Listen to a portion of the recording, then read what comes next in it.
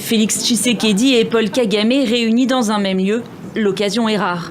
Alors, le président congolais en profite. Et c'est pour ça que je prends à témoin ce forum et à travers lui le monde entier pour vous tendre la main, Monsieur le Président, à ce que nous fassions la paix des braves. Et cela demande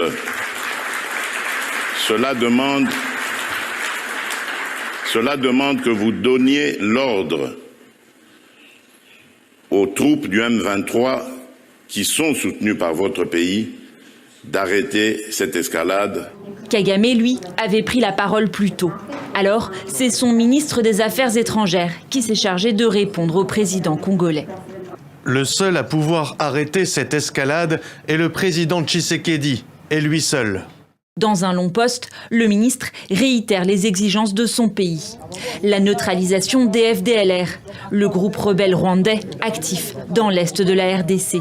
Et le désarmement des milices Wazalendo qui combattent aux côtés de l'armée régulière congolaise. Et il conclut. Il peut enfin le faire en cessant cette comédie politique ridicule qui consiste à abuser d'une tribune d'un sommet important de partenariat économique pour lancer des mensonges éhontés avant de se faire passer pour une victime d'un conflit qu'il a lui-même provoqué. En RDC, la sortie de Tshisekedi à Bruxelles a fait réagir. Pour l'opposition congolaise, le président a fait preuve de faiblesse. C'est un aveu d'échec. C'est un aveu d'irresponsabilité. Parce que là, il nous dit tout simplement, par le message qu'il veut faire passer, qu'il n'est pas apte à pouvoir trouver ou à pouvoir redonner la paix en République démocratique du Congo. Mais le camp du président salue un discours d'apaisement. Sa main tendue n'est pas un signe de faiblesse. Je rappelle à l'opinion que nous sommes en discussion à Doha et à Washington. Il s'agissait de rappeler à son homologue que s'il continue à traîner des pieds, il devrait être conséquent, et cela devant la communauté internationale. Malgré les négociations en cours, sur le terrain, les combats continuent entre le M23 et l'armée. Mercredi, Félix Tshisekedi a finalement renoncé à signer l'accord cadre préparé par Washington et censé impulser une coopération économique entre les deux pays. Armée régulière et membres de l'AFC M23 poursuivent leurs affrontements dans le sud Kivu. Les combats se sont intensifiés dans le territoire de Shabunda, frontalier avec la province de Maniema. Les insurgés réalisent une percée. Ce regain de violence fragilise un peu plus le processus de paix en cours, à plus de 3000 km de là, à Doha. Mais du côté du pouvoir, l'arrêt rapide des combats reste en ligne de mire. Le plus important ici, c'est que les deux parties se parlent. Le Rwanda et la République démocratique du Congo se parlent. Sur le terrain, il faut dire qu'il y a violation régulière du cessez-le-feu, que ce soit à Bukavu, que ce soit du moins dans les territoires qui sont occupés par l'ennemi. Car la province du Sud Kivu est source de convoitises, en particulier le territoire de Shabunda et ses ressources minières. Le M23 pointe du doigt le pouvoir. Cette posture belliciste, cette posture offensive ne facilite pas la tâche à la solution politique. Et nous demandons pour nous, et c'est ça notre position, nous demandons à ce que la médiation s'active suffisamment pour que nous puissions rendre impossible la reprise des hostilités. Nous sommes en train de nous défendre contre les assauts de la partie gouvernementale et nous nous défendons avec retenue. Les belligérants s'accusent donc mutuellement de poursuivre les combats, alors même qu'un 6e round de négociations entre le gouvernement et la FCM23 aura lieu la semaine prochaine pour finaliser le mécanisme de cessez-le-feu. Ces tensions inquiètent au sein même de la société civile.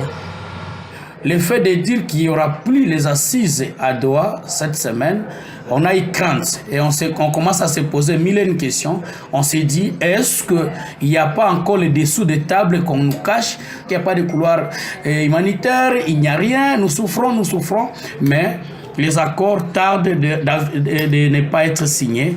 Jusqu'à la semaine prochaine, les canaux de discussion restent ouverts. Il s'agit d'aller plus loin que la déclaration de principe signée par Kinshasa et le M23 le 19 juillet dernier. Pour calmer les pleurs de ce nourrisson, Pascal n'a qu'une serviette humide à offrir à ses parents. Cet enfant souffre d'une forme grave de paludisme. Il lui faut rapidement recevoir une injection d'artesunate. Mais le médicament n'est pas disponible. Depuis le mois de février, les ordonnances sont en rupture. Comme les ordonnances sont en rupture, nous avons refait l'enfant à l'hôpital du district pour prendre la prise en charge. La pénurie de ce remède vital est l'une des conséquences directes du tarissement de l'aide américaine. Cette mère ne se remet pas de la mort de son fils. Après 3 jours de fièvre, sa famille l'avait emmené au centre de santé le plus proche. Mais arrivé sur place, pas d'artesunate. Mohamed est décédé à 9 mois. Je ne veux pas que quelqu'un d'autre attrape le paludisme. Si c'était possible, je ne voudrais plus jamais avoir le paludisme, y compris dans ma famille. Face au fléau mortel, ces villageois se retrouvent totalement désarmés. Jusqu'ici, des agents de santé communautaires, financés par les États-Unis, se rendaient de village en village pour détecter les cas de malaria.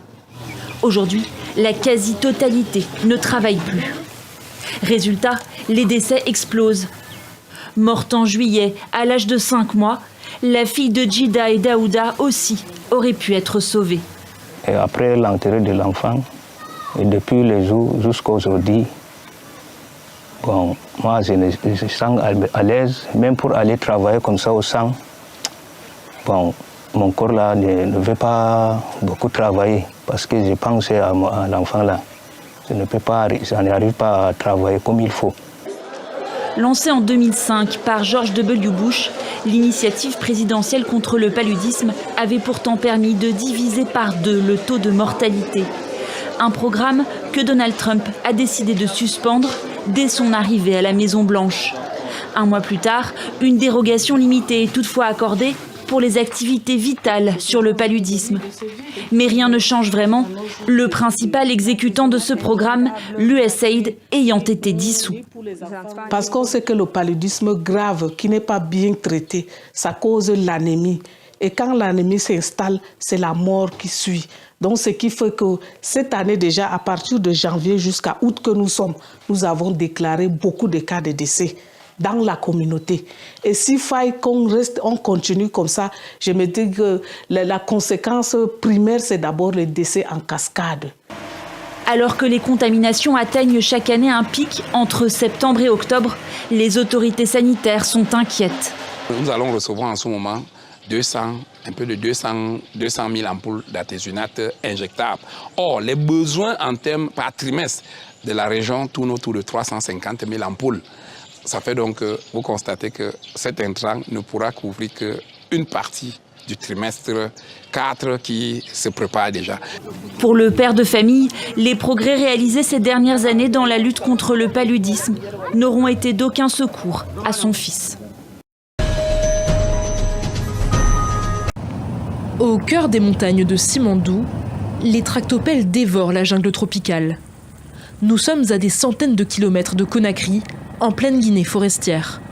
Ce site titanesque est en passe de sortir ses premières cargaisons de minerais de fer, avec pour ambition de propulser le pays au rang des plus gros exportateurs mondiaux.